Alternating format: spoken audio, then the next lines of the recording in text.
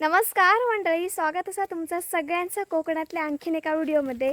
तर म्हणजे आज संध्याकाळच्या दरम्यान आम्ही पायऱ्यामध्ये इलेले असू. कोकणामध्ये प्रामुख्याने भातशेती केली जातात, त्यासोबतच त्याची जोडणी म्हणा, आपण नाचणी, नारळ, सुपारी, त्यासोबतच हळदीची पण लागवड करतो. तर म्हणजे हळद ही आयुर्वेदामध्ये हरिद्रा असा नाव असा, त्यासोबतच हळद एक गुणधर्मी आणि औषधी वनस्पती असा. म्हणजे धार्मिक कार्यांमध्ये हळदीचा खूप वापर केला जातो, त्यासोबतच पदार्थामध्ये सुद्धा हळदीक प्रामुख्याने विशिष्ट असा. तर म्हणजे अशीच आम्ही ही हळदीची लागवड आज करतलो. तर चला तुमका मी दाखवते आज कोकणामध्ये कशा प्रकारे हळदीची शेती केली जाते ती. ह्या 2-3 दिवसात पावसाचे सरी थोडे थोडे लागान गेलेला असतात, त्याच्यामुळेच आता आम्ही जा भात पेरलेलो त्याकडे तरी जमिनीतनं रुजान इल्लेला असा आणि तरव्याची लागवड खडे तरी छोटी फार झालेली असा. मी तुमका दाखवत आहे.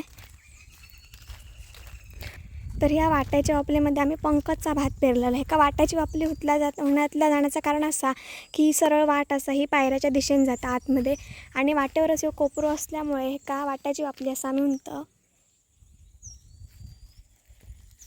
आणि खालच्या ह्या वापल्यात आम्ही सुवर्णाचा भात पेरलेला. साधारणतः आम्ही ह्या भागातली लोक जेव्हा पेरणी करून होता त्यानंतर 8-10 दिवसानंतर पाऊस जेव्हा लागतं त्यानंतर आम्ही हळदीच्या लागवडी तयार करतो. तर आता वरच्या वापलीमध्ये एक पूर्ण बारीक कोपूर असा आमची वापली, त्याच्यामध्ये त्या दिवशी खणान वगैरे ठेवलेला असा. परती माई आजी असा, मम्मी असा.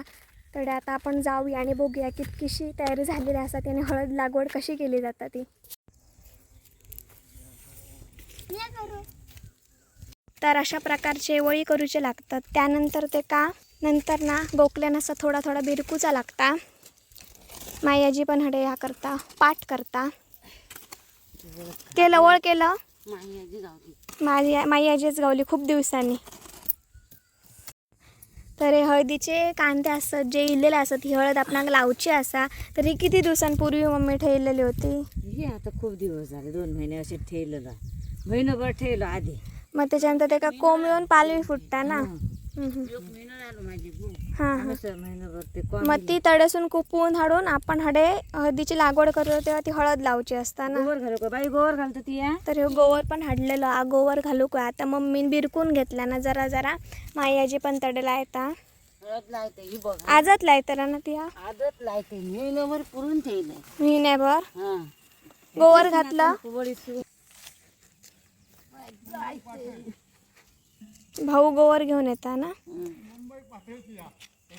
हळदीचे ह्या खोल्यांचे चुनपाते पण करतात ना. हळदीचे म्हणजे हळदीचा खूप वापर असा आणि आम्ही कोकणात तर भरपूरच आम्ही वापर केला जातात त्याचं. मोठे येले ना मस्त. कधी लॉग गाव काय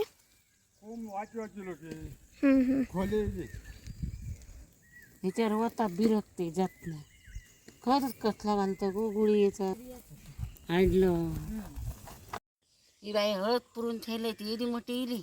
तर ती लहानपणी ती का मायाजीने हळद लाव घेतलेली असा. लाव हाडलंय पावसात मध्ये जाताना ती बरोबर पावसात बरोबर जातली.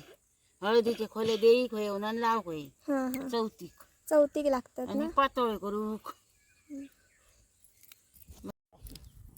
तर आमचे कांदे असतात आणि थोडी पालवी फुटलेली आहे ना. कोंब इल्लेले पण बरी आता ना.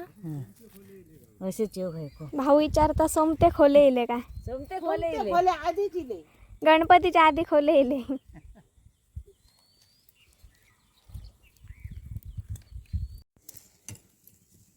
अलगद वरच्यावर खड्डो खणान हळद टाकून ते काय करूचं लागतं ना वरसून गोवारान परत.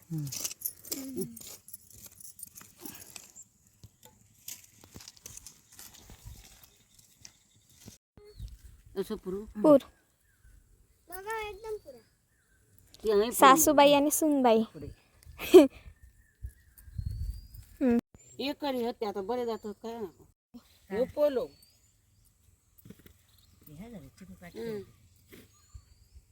भाऊ टाळ घेऊन येलो. टाळ किती घालतात त्याच्यावरती आता म्हणजे जेव्हा ह्या जातली तेव्हा माती सडायची नाही, खालती जायची नाही.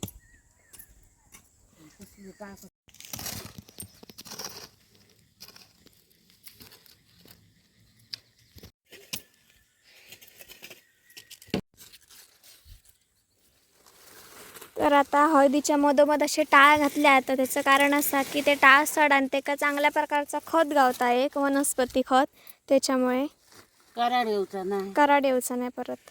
म्हणून ते टाळ घाली त्यात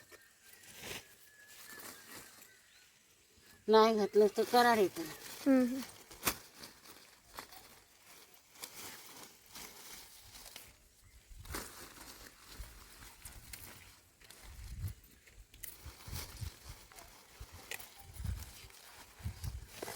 तर आता हळद लावून झालेली असतात, त्याच्याबरोबर हे वरती ना टाळ पण घातलेले असतात. आणि आता मम्मी कंदमुळाला येतं. ही कंदमुळा तुमका सगळ्यांका माहीत असेल, परिचय म्हणजे गणपतीमध्ये एका लाख मोलाचं मान असता. कंदमुळा आमच्या दुसऱ्या दिवशी काय तिसऱ्या दिवशी असता ना, दुसऱ्या दिवशी कंदमुळाची भाजी केली. आता भाजीची पानं घेऊन लाव.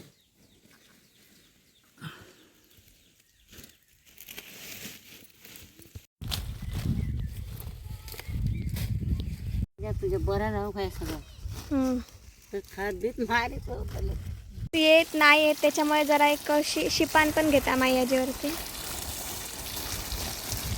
टाळ घालू आणि ह्या करू आव्हान घालू. हे आता पाणी शिपल्यामुळे कशा आता मरायचे नाही ना, जरी पाऊस नाही लागलो तरी 2-3 दिवसात आव्हान घालू आणि त्या निवय करू लाव. तर म्हणजे अशा प्रकारे हळदीची लागवड करून झालेली असा. माई आजी आणि आमची मम्मी दोघांनी पण एका कोपऱ्यामध्ये जरा जराशी हळद लावलेली असा. स्वतः केलेला कष्टान पिकवलेला किसल्याच उपयोगी पण पडता. अडीनडीत दुसऱ्याकडे हातोबूची गरज लागणार नाही. आता गणपतीमध्ये आमका पातोळे करण्यासाठी त्यासोबत देईकसुद्धा हळदीचे खोले खूप म्हणजे अत्यंत गरजेचे असतात. त्यासाठी लावली जातं हळद, जी की पावसामध्ये मस्त होता. तर म्हणजे आता हळदीची लागवड तर करून झालेली असा. तुमका हे ब्लॉग कसं वाटलं कमेंट करून नक्कीच सांगा. म्हणजे हळदीची तर लागवड झालेली असा. तर काय होतं एक थोडाफार का असो ना, पण मी एज्युकेटेड तर असे 12वी तर पास असतो. त्याच्यामुळे 12वी पास असताना मी मोबाईल घेऊन घराकडे रील करते, व्हिडिओ करते, ह्या बऱ्याच जणांका पचना नाही. पण याच्याशी माझा काही संबंध नाही. पचना नाही ह्यो तुमच्या स्टमकचा प्रॉब्लेम असा, माझं नाही, ठीक आहे ना. त्याच्यामुळे ज्यांका समजायचं त्यांच्याने बऱ्यापैकी समजलं असतं. कदाचित ती लोक माझे व्हिडिओ बघत नसतील, कारण की त्यांच्याकडे अँड्रॉइड फोन पण नसतलो. पण समजाय नाही त्यांना मी कधी असा व्हिडिओत बोलाक नाही, पण आज बोला केलं. कारण की मी सौम्यपणे सगळ्या गोष्टी घेते, एकदम स्मित हास्य करून, जास्त ओव्हरलोड खिचू घेणे नाही. मी निवांत असते, मला काहीच फरक पडला नाही. आणि अजिबात हसा नको हा, व्हिडिओ करतोय मोबाईल घेऊन असतं. ह्या सगळ्या गोष्टींमुळे मी या शेताकडच्या गोष्टी तुमच्यापर्यंत घर बसल्या पोच करतं. पारंपरिक जे गोष्टी सगळ्या असतात ते दाखवायचा प्रयत्न करतं. आणि असं नाही की काही ना काय तर असं एखादी गोष्ट आपण चांगली करतो तर त्याचं फळ पण आपण गावतं. जा मी या कॅमेऱ्यासमोर नाही दाखवणे, कारण की काही चांगले नजरा असतात तर काही वाईट नजरा पण असतात. त्याच्यामुळे मी खूप काही गोष्टी असतात जे कॅमेऱ्यासमोर दाखवले नाही. उदाहरणार्थ यूट्यूबचं पेमेंट, माका भेटणारं यूट्यूब प्रॉफिट वगैरे मी कायच सांगणे नाही, अजूनपर्यंत सांगाकच नाही. आणि कदाचित वेळ येईल तर पुढे पाठी सांगान पण हे सगळी गोष्टी असतात ना, काही गोष्टी खूप प्रायव्हेट ठेवचे लागतात. कारण की एखाद्याची नजर लय वाईट असतात, लय म्हणजे लय. त्याच्यामुळे खडे काय जाय सांगा करणार नाही. त्यामुळे मी जे दाखवचे गोष्टी तेच दाखवत आहे. आणि हसणाऱ्यांसाठी होता ह्या. बाकी माका जे गोड मनान मुलीप्रमाणे, बहिणीप्रमाणे, लेकीप्रमाणे, मैत्रिणीप्रमाणे साथ देतात ना, त्यांचा खरंच मनापासून धन्यवाद. तुम्ही सगळेजण इतकी छान रोज कमेंट करत असतात. डेली म्हणजे डेली कंटिन्यू रोजच्या ब्लॉगला माझे कमेंट असतात त्यांचे, मी त्यांना रिप्लाय करते. मला खरोखर खूप मस्त वाटतं. त्यांच्याशी आता माझा एक चांगला बॉन्डिंग झालेला. असंच आपलं नाता कायमचं असो आणि असंच मग तुम्ही नेहमी सहकार्य करत राहा.